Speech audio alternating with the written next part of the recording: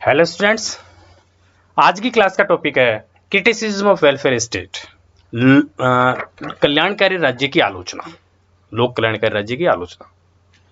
Sorry, हमने लोक कल्याणकारी राज्य की जो कंसेप्ट है लोक कल्याणकारी राज्य का, उसको ढंग से अब तक समझ लिया है, पढ़ लिया है। अगर पिछली क्लासेस की हम बात करें तो हमने मीनिंग, इसकी जो मीनिंग क्या है लोक कल्याणकारी राज्य का, इस अवधारणा का, इस कंसेप्ट को ढंग से इसका एक्सप्लेनेशन कर लिया है।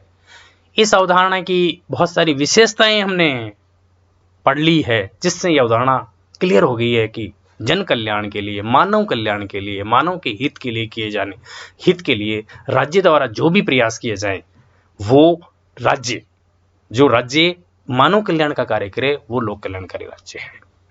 इसके गुण भी हमने पढ़ लिए हैं, मेरिट्स, लाभ क्या है इसके, मतलब कौन से लॉजिक है जो कल्याणकारी राज्य को स्थापित करने के लिए विद्वान कहते हैं कि मानव कल्याण के लिए कल्याणकारी राज्य स्थापित होना चाहिए। ये सब जान लेने के बाद अब क्रिटिसिज्म ऑफ वेलफेयर स्टेट में हमें देखेंगे कि इतनी अच्छी मानववादी एवं आदर्शवादी अवधारणा है, जन कल्याण के हितों के लिए राज्य की स्थापना की पक्षधर है। अर्थात यह अवधारणा यह मानती है कि राज्य को जन कल्याण के कार्य करने चाहिए। ऐसी उदाहरण की भी आलोचना होती है, यानी कि विश्व में ऐसे भी विद्वान हैं, कुछ विचारक हैं जो वेलफेयर स्टेट की आलोचना करते हैं कि जो वेलफेयर स्टेट का जो कंसेप्ट है वो सही नहीं है, इससे मानव का कल्याण नहीं होता, मानव का विकास नहीं होता, मानव के व्यक्तित्व का सर्वांगीण विकास नहीं होता। इस संदर्भ में इसके प्रमुख आलोचकों की अगर हम बात करें तो वो कौन से विद्वान है या कौन से विचारक जो इसकी आलोचना करते हैं, तो हम अपने आप अंदाजा लगा पाएंगे। जो हस्तक्षेपवादी राज्य के समर्थक हैं, जो पूंजीवादी व्यवस्था के समर्थक है, जो व्यक्तिवाद के समर्थक है, वो विद्वान इस कंसेप्ट की आलोचना करते हैं।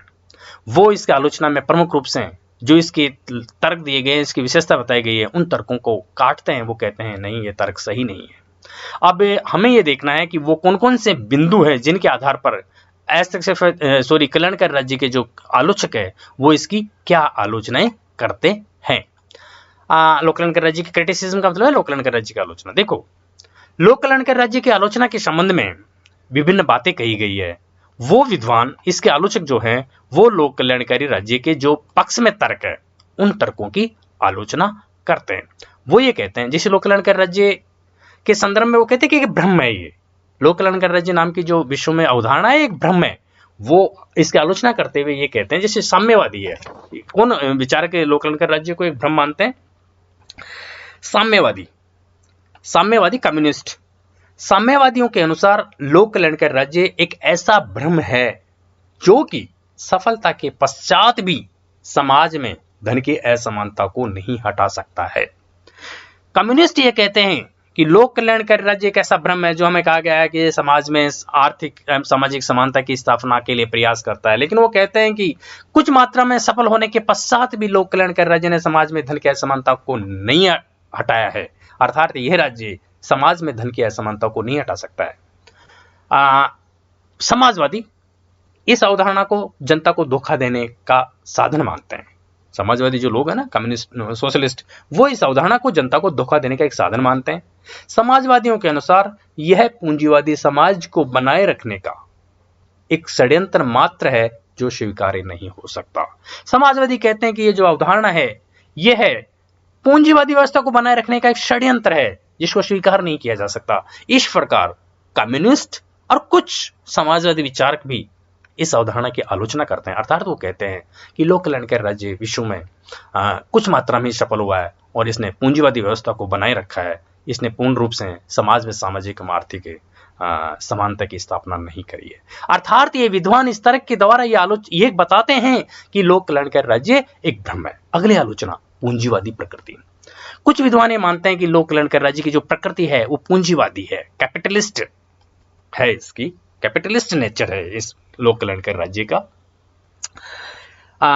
अगेन मैं कहना चाहूंगा, कम्युनिस्टों के अनुसार, साम्यवादी के अनुसार यह पूंजीवाद से गुजरने वाली अवस्था है।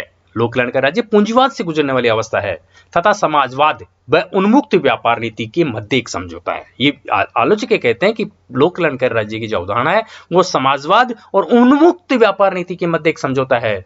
यह अवधारणा वर्ग संघर्ष के मुख्य आधारों को ही नहीं बदलती है। वर्ग संघर्ष के जो मुख्य आधार है कि समाज में वर्ग संघर्ष क्यों रहा है, उसके मुख्य आधार मेन बेसिस को यह अवधारणा बदलती नहीं है। मार्क्सवादियों के अनुसार इस अवधारणा को साम्यवादी क्रांति को रोकने के लिए बुर्जुआ वर्ग का एक षड्यंत्र मानते हैं। साम्यवादी क्रांति भी मैंने आपको जब इसमें बताया था इसके डेवलपमेंट में कि लोक कल्याण राज्य का डेवलपमेंट किन घटनाओं के कारण हुआ, तो जो कम्युनिस्ट रिवॉल्यूशन आई उसको रोकने के लिए बुर्जुआ वर्ग था, बुर्जुआ वर्ग जिसने पूंजीवाद का जो समर्थक था, जो पूंजीवाद को अवधारणा को बनाए रखना चाहता था, उन्होंने एक षड्यंत्र रचा कि पूंजीवाद के खिलाफ उठने वाले आवाज को दबाने के लिए कुछ समय के लिए कल्याणकारी राज्य की अवधारणा को अपना लिया जाए। इस प्रकार मार्क्सवादी इसको ये मानते हैं कि ये षड्यंत्र है। मार्क्सवादियों के अनुसार समाज में लोगों का उचित कल्याण तभी संभव है जब शोषण करने वालों तथा उत्पादन के साधनों के मालिकों को उखाड़ फेंक दिया जाए। कम्युनिस्ट तो मानते ही हैं कि समाज में लोगों का उचित कल्याण तभी हो सकता है, समाज के सभी लोगों का कल्याण तभी हो सकता है जब समाज में शोषण करने वाले जो भी संस्थाएं हैं या लोग हैं या उत्पादन के साधनों के जो मालिक हैं उनको ही समाप्त कर दिया जाए और समाज के सभी साधनों पर किसी का मालिकाना हक न हो। समाज के सभी साधन संसाधनों का उपयोग जनहित में किया जाए। इस प्रकार कुछ आलोचक, कल्याणकारी राज्य के आलोचक इसकी पूंजीवादी प्रकृति को देखते हुए इसकी आलोचना करते हैं। अगली इसकी जो आलोचना में तर्क दिया जाता है वो दिया जाता है लोकतंत्र को सीमित करता है। कुछ आलोचक ये कहते हैं कि लोक कल्याणकारी राज्य है वो डेमोक्रेसी को ही रेस्ट्रिक्ट करता है, लोकतंत्र को सीमित करता है। देखो, लोकतंत्र लोक कल्याणकारी राज्य में कुछ आलोचक विरोध मानते हैं। वो ये कहते हैं कि लोक कल्याणकारी राज्य में राज्य की शक्तियों का विस्तार होने से नागरिक जीवन में राज्य का हस्तक्षेप भी बढ़ता जाता है। आलोचक कहते हैं कि क्योंकि लोक कल्याणकारी राज्य में राज्य की शक्तियों का विस्तार हो जाता है, राज्य हर प्रकार के कार्य करने लग जाता है, इस कारण नागरिकों के जीवन में भी राज्य का हस्तक्षेप बढ़ जाता है। अर्थात नागरिकों के जीवन में हस्तक्षेप होने के कारण उनकी स्वतंत्रता करीब करीब समाप्त होने की कगार पर आ जाती है। यह प्रवृत्ति लोकतंत्र के लिए घातक है। आलोचक कहते हैं कि प्रवृत्ति है वो लोकतंत्र के लिए घातक है क्योंकि लोक कल्याणकारी राज्य अपने कार्य क्षेत्र में बहुत अधिक वृद्धि कर व्यक्ति की स्वतंत्रता एवं लोकतंत्र दोनों को सीमित कर देता है। आलोचक कहते हैं कि अपने कार्य क्षेत्र में विस्तार कर लेने के कारण लोक कल्याणकारी राज्य इतनी अपनी वृद्धि कर लेता अपने कार्य क्षेत्र में कि इससे स्वतंत्रता एवं लोकतंत्र दोनों सीमित हो जाते हैं। इस प्रकार लोक कल्याणकारी राज्य एक विकराल सरकार को जन्म देता है। लोक कल्याणकारी राज्य की जो अवधारणा है वे मोनोस्टिस्ट गवर्नमेंट को जन्म देता है जो जनता की स्वतंत्रता और लोकतंत्र दोनों को सीमित कर देता है। इस प्रकार इसके जो आलोचक है वो ये कहते हैं कि लोकतंत्र लोक कल्याणकारी राज्य से करीब करीब लोकतंत्र जो है वो भी सीमित हो जाता है। अगली आलोचना, लोक कल्याणकारी राज्य की जो आलोचनाओं में अगर आगे जाएंगे तो पढ़ेंगे ये व्यक्ति के स्वनिर्भर बनने में बाधक। लोक कल्याणकारी राज्य की जो अवधारणा है यह व्यक्ति के स्वनिर्भर, आत्मनिर्भर, इंडिपेंडेंट बनने में बाधक है। लोकतंत्र की अवधारणा वो ये मानते हैं, वो क्या कहते हैं, देखो हमने पढ़ा कि लोक कल्याणकारी राज्य जनता के सामाजिक, आर्थिक एवं सभी प्रकार के जन कल्याण के कार्य करता है। जनता के हितों का ध्यान रखना राज्य का दायित्व है। इस कारण जनता अपने हर कार्य के लिए जिनका प्रबंध वो स्वयं कर सकती है उन कार्यों के लिए भी राज्य की ओर देखती रहती है, अर्थात उनमें पहलपन की क्षमता समाप्त हो जाती है। ये स्वनिर्भर की बनने में बाधक होती है लोक कल्याणकारी राज्य की जो अवधारणा है। ये आलोचक इसके पक्ष में कहते हैं कि राज्य द्वारा लोगों को जीवन की न्यूनतम आवश्यकताएं उपलब्ध करा देने से लोग आलसी हो जाते हैं। इस प्रकार राज्य द्वारा नागरिकों की सामाजिक एवं आर्थिक आवश्यकताओं की पूर्ति किए जाने से नागरिक स्वयं अपने स्तर पर प्रयास नहीं करते हैं, क्योंकि राज्य जो है वो राज्य नामक जो संस्था है वो नागरिकों की सामाजिक और आर्थिक आवश्यकताओं की पूर्ति कर देते हैं। इस कारण लोग स्वयं अपने लिए प्रयास ही नहीं करते। यह राज्य, आलोचक कहते हैं कि यह लोक कल्याणकारी राज्य अयोग्य तथा आलसी लोगों को भी योग्य मान लेता है। यह राज्य अयोग्य और आलसी लोगों को उनको भी योग्य मान लेता है, क्योंकि ये तो कहता है कि जन का कल्याण होना चाहिए, उनको सारी सुविधाएं मिलनी चाहिए। ये फैसिलिटेटर बन जाता है, ये उनकी सुविधाएं उपलब्ध करा देने से लोग खुद प्रयास नहीं करते और स्वनिर्भर नहीं बनते, आत्मनिर्भर नहीं बनते। इस कारण लोक कल्याणकारी राज्य व्यक्तियों को आत्मनिर्भर बनाने में बाधक है, इसके आलोचक ये कहते हैं। अगली आलोचना, व्यक्ति की स्वतंत्रता का हनन। व्यक्ति की स्वतंत्रता का हनन तर्क देने वाले, व्यक्ति की स्वतंत्रता का हनन का तर्क देने वाले अर्थात लोक कल्याणकारी राज्य की इस आधार पर आलोचना करने वाले कि लोक कल्याणकारी राज्य व्यक्ति की स्वतंत्रता का हनन करता है। ये कहता है ये विद्वान ये कहते हैं कि लोक कल्याण का राज्य बहुत से कार्य केवल अपने ही नियंत्रण तथा तत्वावधान में करता है। लोक कल्याण का राज्य बहुत से ऐसे कार्य करता है जो केवल खुद के कंट्रोल में होते हैं और उसी के लीडरशिप में वो कार्य होते हैं। वो प्राइवेट व्यक्ति को उन कार्यों को करने की परमिशन नहीं देते हैं।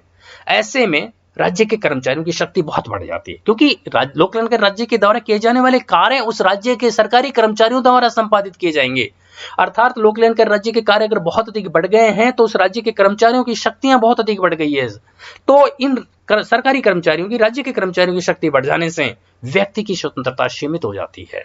अर्थात ये आलोचक ये मानते हैं कि लोक कल्याण के राज्य के कारण व्यक्ति की स्वतंत्रता का हनन होता है। अर्थात ये लोक कल्याण के राज्य की जो अवधारणा है व्यक्ति की स्वतंत्रता के लिए ठीक नहीं है। अगली जो आलोचक कहते हैं नौकरशाही का विकास। हमने इस कंसेप्ट को पढ़ते हुए ये पढ़ा है कि लोक कल्याण का राज्य जनता के जनहित के लिए बहुत से कार्य करता है या करना चाहिए। तो उन कार्यों को करेगा कौन, इंप्लीमेंट कौन करेगा प्रैक्टिकल में? नौकरशाही, ब्यूरोक्रेसी, सरकारी कार्मिक। तो ये इस आधार पर आलोचना करते हैं कि इससे नौकरशाही का विकास होता है। लोक कल्याण के राज्य के अंतर्गत नौकरशाही की शक्तियां बढ़ जाती है और प्रशासन का ढांचा बहुत बड़ा हो जाता है। इससे नौकरशाही का विकास होता है और नौकरशाही की सारी बुराइयां, लाल फीताशाही, भ्रष्टाचार, सब बुराइयां प्रशासन में आ जाती है। इस प्रकार लोक कल्याणकारी राज्य से नौकरशाही का जो है विकास होता है और नौकरशाही का विकास मानव कल्याण में बाधक है, इसके आलोचक ये मानते हैं। अगली आलोचना जो देखो ये कुछ और पॉइंट्स हम डिस्कस करना चाहेंगे लोक कल्याणकारी राज्य की आलोचना में। समग्रवादी शासन का भय। समग्रवादी मतलब सब जगह शासन रहेगा। लोक कल्याणकारी राज्य राज्यवाद को बढ़ावा देकर सर्वत्र राज्य की सत्ता स्थापित करता है। राज्यवाद, सब जगह राज्य रहेगा, ऐसी सर्वत्र राज्य की सत्ता स्थापित कर देता है ये। तो सर्वत्र सब जगह राज्य की स्थापना का जो भय है वो व्याप्त हो जाता है लोक कल्याणकारी राज्य की धारणा के कारण। इसमें जनतंत्र की ओट में समग्रवादी प्रवृत्तियों का विकास होने लगता है और ये प्रवृत्तियां जनहित के लिए या जनता के व्यक्तित्व के विकास के लिए हानिकारक मानी जाती है। इस प्रकार इस आलोचना के आधार पर विद्वान लोक कल्याणकारी राज्य की आलोचना करते हैं। कुछ आलोचक कहते हैं कि लोक कल्याणकारी राज्य खर्चीला शासन है, एक्सपेंसिव गवर्नेंस है लोक कल्याणकारी राज्य। ऐसे राज्य में समस्त कार्य राज्य द्वारा संपादित किए जाते हैं। ये तो हमको अच्छी तरह पता है कि जनहित के समस्त कार्य राज्य द्वारा संपादित होंगे। फलतः जो जो राज्य का नियंत्रण बढ़ता है त्यों त्यों महंगाई और लागत भी बढ़ती जाती है। इससे शासन खर्चीला हो जाता है। लास्ट पॉइंट हम अगर इसकी आलोचना में पढ़ें तो वह उत्पादन में कमी। और कुछ आलोचक कहते हैं कि ऐसे राज्य में बहुत सारे कार्य करने के लिए राज्यों को धनी व्यक्तियों पर काफी बड़े पैमाने पर कर लगाने पड़ते हैं। धनी व्यक्तियों पर कर लगाने से वो मतलब समाज में सामाजिक और आर्थिक समानता स्थापित करनी तो धनी व्यक्तियों पर हमें कर लगाने पड़ते हैं। इस कारण धनी व्यक्तियों पर कर लगाने पड़ते हैं। इससे धनी व्यक्ति हतोत्साहित होते हैं और वो मन लगाकर काम नहीं करते हैं। इससे उत्पादन में कमी आती है। इन विभिन्न आलोचनाओं के आधार पर अगर हम पढ़ें कि लोक कल्याणकारी राज्य एक्चुअल में आलोचनाएं भी देख ली हमने, इसकी विशेषताएं भी देख ली, गुण भी देख लिए, तो इनको देखने के बाद हम निष्कर्ष के रूप में ये कहना चाहेंगे कि लोक कल्याणकारी राज्य एक्चुअल में क्या इसकी आलोचनाएं जो की गई है वो सही है। तो लोक कल्याणकारी राज्य की आलोचनाओं के आधार पर हम ये कह सकते हैं कि विश्व के अधिकतर राज्यों ने लोक कल्याणकारी राज्य की धारणा को मुख्य उद्देश्य के रूप में स्वीकार कर लिया है। ये तो हम मानेंगे कि आज विश्व के अधिकतर राज्यों ने लोक कल्याणकारी राज्य की धारणा को उनका मुख्य उद्देश्य के रूप में इसको स्वीकार कर लिया है, किंतु इसकी प्राप्ति अभी तक कोई भी राज्य पूर्ण रूप से इसकी प्राप्ति नहीं कर पाया। विश्व का कोई ऐसा राज्य नहीं है जिसने पूर्ण रूप से लोक कल्याणकारी राज्य की धारणा को प्राप्त कर लिया है। लोक कल्याणकारी राज्य की अवधारणा को पूर्णतः प्राप्त भी नहीं किया जा सकता। इस अवधारणा की काफी आलोचना की जाती है, किंतु राज्य द्वारा अपनाई गई लोक कल्याण की प्रवृत्ति ने लोकतंत्र को दुर्बल नहीं किया, सशक्त बनाया है। इसकी आलोचना है वो समीचीन नहीं है। विश्व में ऐसी परिस्थितियां हैं कि लोक कल्याणकारी राज्य एक बहुत अच्छा कंसेप्ट है और इस लोक कल्याणकारी राज्य को पूर्ण रूप से सफलता प्राप्त नहीं हुई, लेकिन इसकी आलोचनाओं में ज्यादा दम नहीं है और लोक कल्याणकारी राज्य एक बहुत अच्छी अवधारणा है। और आज की क्लास यहीं, अगली क्लास में हम जो पढ़ेंगे, देखो लोक कल्याणकारी राज्य को हमने बहुत अच्छी ढंग से पढ़ लिया है, इसकी मेरिट्स, डिमेरिट्स, इसकी आलोचना कैसे होती है, ये सब जान लेने के बाद ये अध्याय की क्रिया समाप्त है। लेकिन अगली क्लास में हम एक बात और पढ़ेंगे कि क्या भारत एक लोक कल्याणकारी राज्य है, भारत की जो कंसेप्ट है वो है या नहीं है, ये हम अगली क्लास में पढ़ेंगे। आज की क्लास बस इतनी ही।